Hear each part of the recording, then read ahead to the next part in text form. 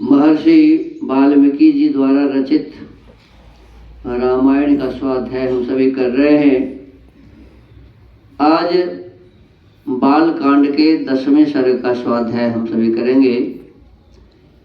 पिछले दिनों बताया गया था कि ऋषि सेंग को लाने के लिए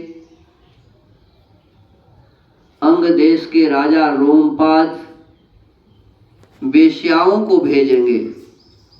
वेश्याओं को की सहायता से ऋषि सेंग को लाएंगे और फिर अपने पुत्री शांता से वैदिक विधि के अनुसार कैसे विवाह करेंगे? वैदिक विधि के अनुसार। देखो बार बार इसमें ये कहा जा रहा है कि जो भी कार्य उस जमाने में होते थे कैसे होते थे? वैदिक विधि से होते थे। और जिस वैदिक विधि से विवाह आदि होते थे, सभी संस्कार होते थे, सब कार्य होते थे, उस वेद को ही लोगों ने पढ़ना जानना छोड़ दिया। चाहे हमारे प्रधानमंत्री हैं, चाहे राष्ट्रपति हैं, चाहे जितने भी बड़े बड़े पदों पर लोग बैठे हुए हैं, बड़े बड़े पुरोहित हैं, मंदिरों के पुजारी हैं, अन्य विषय वस्तुओं का तो अध्ययन करते हैं, परंतु वेदों का स्वाध्याय नहीं के बराबर करते हैं। बहुत अल्प मात्रा में, बहुत कम मात्रा में वेदों की चर्चा होती है, वेदों के संबंध में पठन पाठन होता है। तो जिस वैदिक विधि के अनुसार सारे कार्य होते थे, उस वैदिक विधि को जानने के लिए तो वेद ही पढ़ना पड़ेगा। वेद में ही वैदिक विधि लिखी हुई है। तो हमको आपको विशेष रूप से इस वैदिक शब्द पर ध्यान देना चाहिए, वैदिक विधि को जानने का प्रयास करना चाहिए और वेदानुकूल जो भी आचरण है उस आचरण को का प्रश्रय देना चाहिए। हालांकि ये जो कथाएं इसमें लिखी हुई है अनुचित प्रतीत होता है। न तो कोई राजा ऐसा करेगा कि किसी ऋषि मुनि को भ्रष्ट करने के लिए वेश्या भेजेगा, और यदि वो ऐसा करेगा तो राजा है क्या? ऐसे लोगों को राजा कहते हैं क्या? तो ये सब बनावटी बातें जिस समय हमारे यहाँ अज्ञानता का पराकाष्ठा महाभारत युद्ध के पश्चात हो गया था। सारे लोग अज्ञानी बन गए थे। वाम मार्गियों का समाज में अधिकार हो गया था, नास्तिक मत फैल गए थे। उस समय लोगों ने अपने अच्छे पुस्तकों में बुरी बुरी बातों को, नहीं कहने योग्य बातों को भी उन्होंने कह दिया। संस्कृत में श्लोक बना बना करके उसमें डाल दिया, और इस प्रकार से लोगों को बाद में समझ आया कि इसी प्रकार की बातें पहले थी, ऐसा समझ में आया। तो कहते हैं यह सुनकर राजा दशरथ को बड़ी प्रसन्नता हुई। उन्होंने सुमंत्र से कहा, मुनि कुमार, ऋषि सेंग को वहाँ जिस प्रकार और जिस उपाय से बुलाया गया वह स्पष्ट रूप से मुझे बताइए कि कैसे उन्हें बुलाया गया। अब आगे 10वें सर्ग में इसी विषय वस्तु को कहते हैं। सुमंत्रश्चोदितो राज्या प्रोवाचेदं वचस्तदा यथर्ष्य श्रृंगस्त्वानीतो येनोपायेन मंत्रिभिः तन्मे निगदितं सर्वं शृणु मे मंत्रिभिः सह। राजा की आज्ञा पाकर उस समय सुमंत्र ने इस प्रकार कहना आरंभ किया। राजन, रोमपाद के मंत्रियों ने ऋषि सिंह को वहां जिस प्रकार और जिस उपाय से बुलाया था वह सब मैं बता रहा हूं। आप मंत्रियों सहित मेरी बात सुनिए। रोमपादमुवाचेदं सहामात्यः पुरोहितः उपायो निरपायो मस्माभिरभिचिंतितः। उस समय अमात्यों सहित पुरोहित ने राजा रोमपाद से कहा, महाराज, हम लोगों ने एक उपाय सोचा है जिसे काम में लाने से किसी भी विघ्न बाधा के आने की संभावना नहीं है। और रोमपाद जब अपने लोगों से पूछा तो उनके जो मंत्री आदि थे सभी वहाँ पहुंचकर बोले कि आप चिंता न करें, जिससे विघ्न बाधा नहीं आएगी, इस प्रकार के कार्य हम लोग कर रहे हैं।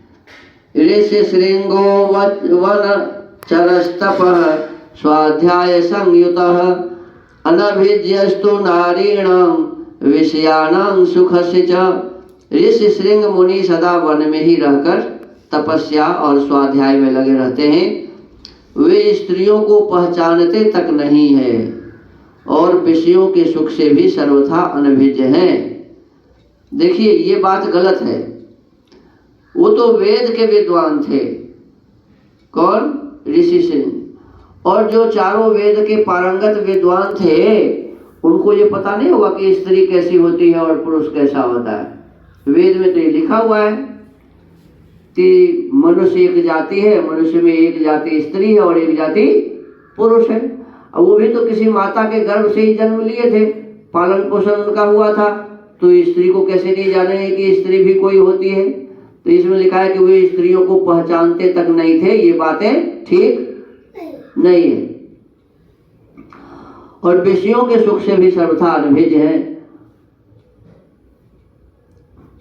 इंद्रियार्थैरभिमतैर्नरचित्त प्रमाथिभिः पुरमाणाय येष्यामः क्षेत्रं चाध्यवसीयताम्। हम मनुष्यों के चित्त को मथ डालने वाले मनोवांछित विषयों का प्रलोभन देकर उन्हें अपने नगर में ले आएंगे, अतः इसके लिए शीघ्र प्रयत्न किया जाए। कहते हैं विषयों का प्रलोभन देकर हम उन्हें अपने नगर में ले आएंगे। विषय क्या है? अब जैसे देखो, हम नाक से गंध सूंघते हैं। नाक से क्या करते हैं जी? गंध सूंघते हैं। तो नासिका का विषय है वो गंध। तो ये नासिका का विषय गंध है, उन्हें पता नहीं था क्या? और जिह्वा का विषय है रस, तो जिह्वा का विषय रस उन्हें पता नहीं था। आंख का विषय है रूप, तो आंख का विषय उन्हें पता नहीं था क्या? ये सभी बातें अपने हिसाब से लोगों ने अव्यवस्थित रूप से इसमें डाल दिया है। जो वेदों के विद्वान होंगे उनको पता नहीं होगा कि हमारे शरीर में चर्म है, इसका विषय स्पर्श है, कान का विषय शब्द है। तो कहते हैं विषयों के प्रलोभन में हम उसे अपने यहाँ ले आएंगे।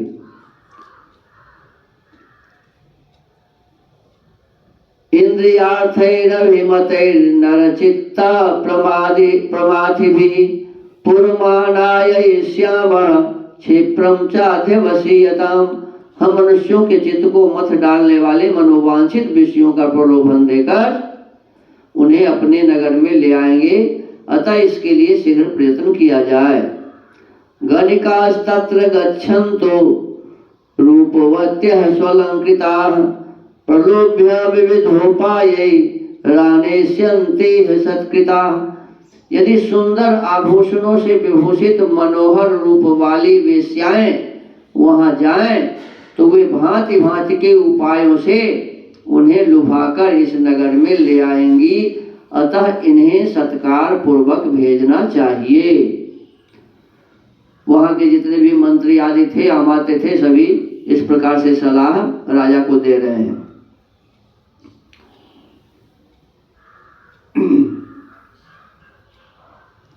श्रुत्वा तथेति राजा च प्रत्युवाच पुरोहितं पुरोहितो मंत्रिणश्च तदा चक्रुश्च ते तथा। यह सुनकर राजा ने पुरोहित को उत्तर दिया, बहुत अच्छा, आप लोग ऐसा ही करें। आज्ञा पाकर पुरोहित और मंत्रियों ने उस समय वैसी ही व्यवस्था की। वार मुख्यास्तु तच्छुत्वा वनं प्रविशुर्महत् आश्रमस्या विदूरेस्मिन् यत्नं कुर्वन्ति दर्शने। तब नगर की मुख्य वेश्याएं राजा का आदेश सुनकर उस महान वन में गईं और मुनि के आश्रम से थोड़ी ही दूर पर ठहरकर उनके दर्शन का उद्योग करने लगीं। ऋषेः पुत्रस्य धीरस्य नित्यमाश्रमवासिनः पितुः स नित्यसंतुष्टो नातिचक्राम चाश्रमात्। मुनि कुमार ऋषि सिंह बड़े ही धीर स्वभाव के थे, सदा आश्रम में ही रहा करते थे। उन्हें सर्वदा अपने पिता के पास रहने में ही अधिक सुख मिलता था, अतः वे कभी आश्रम के बाहर नहीं निकलते थे। न तेन जन्म प्रभृति दृष्टपूर्वं तपस्विना स्त्री वा पुमान् वा यच्चान्यत् सत्वं नगर राष्ट्रजम। उन तपस्वी ऋषि कुमार ने जन्म से लेकर उस समय तक पहले कभी न तो कोई स्त्री देखी थी और न पिता के सिवा दूसरे किसी पुरुष का ही दर्शन किया था। नगर या राष्ट्र के गांवों में उत्पन्न हुए दूसरे प्राणियों को भी वे नहीं देख पाए थे। ये सब बातें बनावटी बातें हैं। जो वेद के इतने पारंगत विद्वान होंगे, बड़े विद्वान होंगे, और जो पिता के साथ आश्रम में रहते थे, तो पिता के आश्रम में कोई नहीं आता था। आश्रम में कोई नहीं आएगा क्या? आश्रम में तो लोग आते ही रहते थे, तो दूसरे पुरुष को कैसे नहीं देखेंगे, दूसरी स्त्रियों को कैसे नहीं देखेंगे, और उनका पालन पोषण जो माँ की हो, माँ को भी नहीं देखे क्या? ये बनावटी बातें इसमें लिखा हुआ है, ये संभव नहीं है। ततः कदाचित् तं देश मा जगाम यदृच्छया विभाण्डक सुतस्तत्र ताश्चा पश्यद्वरांगना। तदनंतर एक दिन विभाण्डक कुमार ऋषि सिंह अकस्मात घूमते फिरते उस स्थान पर चले आए जहाँ वे वेश्याएं ठहरी हुई थी। वहाँ उन्होंने उन सुंदरी वनिताओं को देखा। अब देखो, जो जीवन भर कभी आश्रम से बाहर नहीं जाएंगे, वो एकाएक जब वो वेश्याएं वहाँ आएंगी और वहाँ घर बना के रहने लगे तो उनके पास जाएंगे, ये भी बात संभव नहीं है। ये बने लोगों को बहकाने के लिए इस प्रकार की कथाएं बनाई गई हैं। ये कथाएं सही प्रतीत नहीं होता है और किसी भी प्रकार से उचित भी नहीं है।